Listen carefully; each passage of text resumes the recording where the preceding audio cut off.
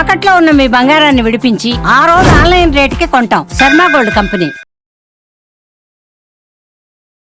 నమస్తే, welcome to Suman TV. నేను మానస. ఈరోజు మనతో పాటు ఉన్నారు జ్యోతిష్య రత్న, జ్యోతిష్య చక్ర వైభవ నిపుణ డాక్టర్ రాళ్లపల్లి రవికుమార్ గారు. వారితో మాట్లాడదాము. ఈ మాసం రాశి ఫలాలు ఏ విధంగా ఉన్నాయో వారిని అడిగి తెలుసుకుందాం. గురుగారు నమస్కారం అండి. నమస్కారం. గురుగారు, ద్వాదశ రాశుల్లో నవగ్రహాలు ఈ మాసం అంతా కూడా ఏ స్థానాల్లో ఉన్నాయో ముందుగా తెలియచేయండి. తప్పకుండా. శరదిందు సమాకారే పరబ్రహ్మ స్వరూపిణి వాసరాపీఠ నిలయే సరస్వతి నమస్తుతే. సుమన్ టీవీ ప్రేక్షకులకి నమస్కారం. ఈ నెల అంటే మే నెల ద్వాదశ రాశుల ఫలితాలు తెలుసుకునే ముందు ద్వాదశ రాశుల్లో నవగ్రహాలు ఎక్కడ ఉన్నాయో తెలుసుకుందాం. ముందుగా సూర్యుడు వచ్చేసి మనకి 15 మే దాకా ఉచ్చస్థానమైన మేషంలో ఉంటారు. 16 మే నుంచి మనకి వృషభ రాశిలోకి వెళ్తారు. అలాగే కుజుడు వచ్చి మనకి నీచ స్థానమైన కర్కాటక రాశిలో ఉంటాడు ఈ నెలలు కూడా. నెక్స్ట్ వచ్చేసి రాహు మనకి కుంభరాశిలోకి ప్రవేశిస్తున్నాడు 18 మే నుంచి. అలాగే కేతు కూడా 18 మే నుంచి మనకి సింహరాశిలోకి ప్రవేశిస్తున్నాడు. అలాగే గురువు వచ్చేసి మనకి మిథున రాశిలోకి 15 మే నుంచి మనకు వస్తున్నాడు. సో ఎప్పుడైతే మనకి గురువు ఒక రాశి నుంచి ఇంకో రాశిలోకి మారుతారో పుష్కరాలు స్టార్ట్ అవుతాయి అన్నమాట. సో నెక్స్ట్ వచ్చేసి మనకి శని ఆల్రెడీ మనకి 31 మార్చి నుంచే మేన్ రాశిలోకి ప్రవేశించాడు. కాబట్టి ఇప్పుడు మేన్ రాశిలో శని ఈ మాసం అంతా ఉంటాడు. అలాగే బుధుడు వచ్చి మనకి మేషరాశిలో ఈ నెలలాళ్ళు ఉంటాడు. బుధుడు నీచత్వం కూడా వెళ్ళిపోయింది మనకి. మొన్నదాకా నీచలో ఉండి కూడా బుధుడు కూడా నీచత్వం వెళ్ళిపోయి మేషరాశిలోకి ఈ మాసం అంతా ఉంటాడు. అలాగే మనకి శుక్రుడు వచ్చేసి మేన్ రాశిలో ఉచ్చస్థానంలో ఈ మాసం అంతా ఉంటాడు. ఈ నెల మెయిన్గా ఏంటంటే 3 మేజర్ గ్రహాలు, మెయిన్ గ్రహాలైన గురువు, రాహు, కేతువులు మనకి రాశులు మార్పు చెందాయండి. ఉదాహరణకి గురువు మొన్నటిదాకా వృషభ రాశిలో ఉన్నవాడు 15 మే నుంచి మిథున రాశిలోకి ప్రవేశించడం. అలాగే రాహు మనకి మేన్ రాశిలో ఉన్నాడు ఏనార్థం నుంచి. అతను 18 మే నుంచి మేన్ రాశి నుంచి కుంభరాశిలోకి ప్రవేశించాడు. ఏనార్థం అంతా ఇక్కడే ఉంటాడు. అలాగే గురువు సంవత్సర కాలం అంతా మిథున రాశిలో ఉంటాడు. అలాగే కేతు వచ్చేసి మనకి కన్యా రాశి నుంచి సింహరాశిలోకి ప్రవేశించాడు ఈ 18 మే నుంచి. సో ఈ ఏనార్థం అంతా కూడా సింహరాశిలోనే కేతు ఉంటాడు. ఇవ్వండి ద్వాదశ రాశుల్లో మనకి నవగ్రహాలు ఈ మాసం అంతా ఇక్కడ ఈ స్థానాల్లో ఉంటాయి.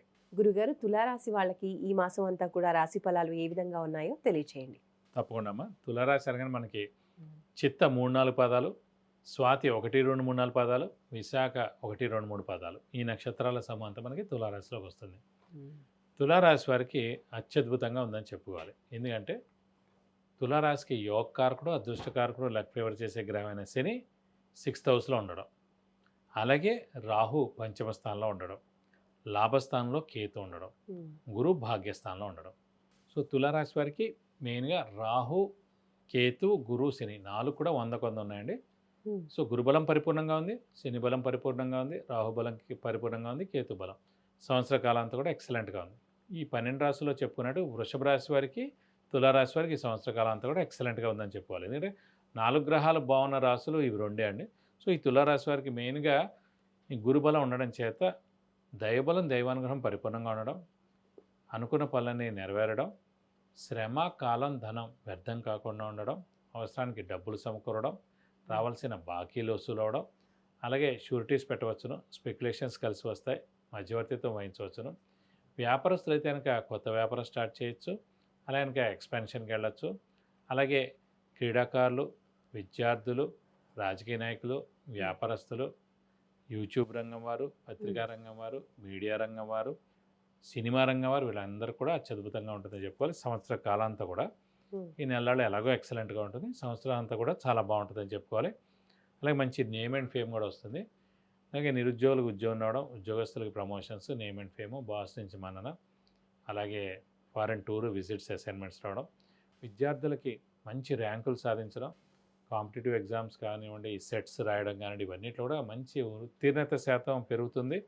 అలాగే మంచి ర్యాంకులు వస్తాయి. అలాగే మంచి యూనివర్సిటీస్లో సీట్ వచ్చేందుకు కూడా అవకాశాలు ఉన్నాయి. అలాగే ఇండియాలోనూ వస్తాయి, లేదంటే ఫారెన్ది మనం అప్లై చేసినా కూడా ఫారెన్లో కూడా వస్తాయండి. సో విద్యార్థులకు పట్టిందల్లా బంగారం చెప్పుకోవచ్చు. అలాగే ఆరోగ్యం చాలా బాగుంటుంది, ఆయుష్ చాలా బాగుంది. అలాగే ఇంట్లోకి కొత్త వస్తువు కొంటారు, గోల్డ్ కొనేందుకు అవకాశం ఉంది, అలాగే వెహికల్ కూడా కొనేందుకు అవకాశం ఉంది. ఇంట్లో పెద్దవాళ్ళు, చిన్నపిల్లల ఆరోగ్యం బాగుంటుంది. స్త్రీలకు మానసిక ఒత్తిడి తగ్గుతుంది, మానసిక ఆందోళన తగ్గుతుంది. అలాగే ఈ రాశి వారందరికీ కూడా స్ట్రెస్, స్ట్రెయిన్, మానసిక ఆందోళన ఏముండదు, అనారోగ్యాలు కూడా ఏముండదు.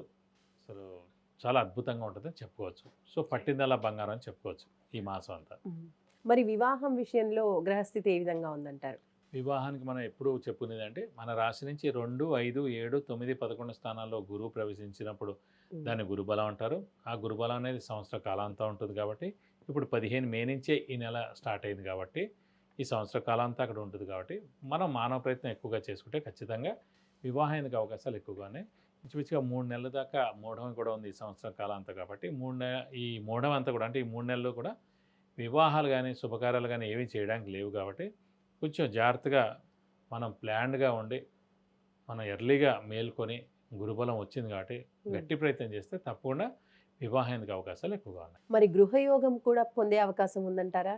ప్రతి 12 ఏళ్ళకి ఒకసారి 2 సార్లు 2 సంవత్సరాలు గృహయోగం అంటే స్థలం లేదా ఇల్లు లేదా పొలం కొనడం అది ప్రతి 12 ఏళ్ళకి 2 సంవత్సరాలు ఉంటుందండి. అది ఈ సంవత్సరం ఉంది. భాగ్యస్థానంలో గురువు ప్రవేశించినప్పుడు సంవత్సర కాలాంతా అక్కడ ఉంటుంది కాబట్టి ఈ సంవత్సర కాలంలో ఖచ్చితంగా స్థలం కానీ ఇల్లు కానీ పొలం కానీ కొనేందుకు అవకాశాలు ఉన్నాయి. మానవ ప్రయత్నం మీరు గట్టిగా చేయండి. ఖచ్చితంగా లోన్ రాకపోయినా లోన్ వస్తుంది. ఖచ్చితంగా మీకు మంచి దొరుకుతుంది. కాబట్టి మీరు మానవ ప్రయత్నం చేస్తే కనుక ఖచ్చితంగా ఇల్లు కొనేందుకు అవకాశాలు ఎక్కువగా ఉన్నాయి. గురుగారు, తులారాశి వాళ్ళకి ఈ మాసం అంతా కూడా చక్కగా కలిసి రావడానికి ఏ పరిహారాలు పాటించాలంటారు? తప్పకుండా అండి. మెయిన్గా తులారాశి వారికి పంచమ స్థానంలో రాహు ఉన్నందుకు కొంచెం పాముల కల్లో కనిపించడం సాధారణంగా నాగదోషం అంటారు. లగ్నం నుంచి పంచమ స్థానంలో ఉంటే నాగదోషం అంటారు.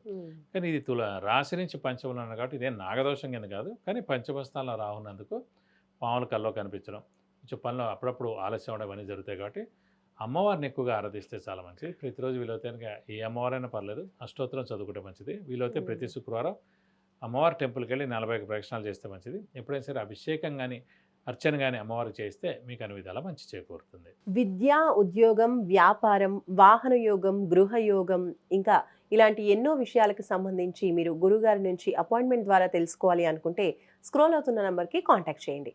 తులారాశి వాళ్ళ రాశి ఫలితాలు తెలియజేసినందుకు ధన్యవాదాలు గురుగారు. నమస్కారం.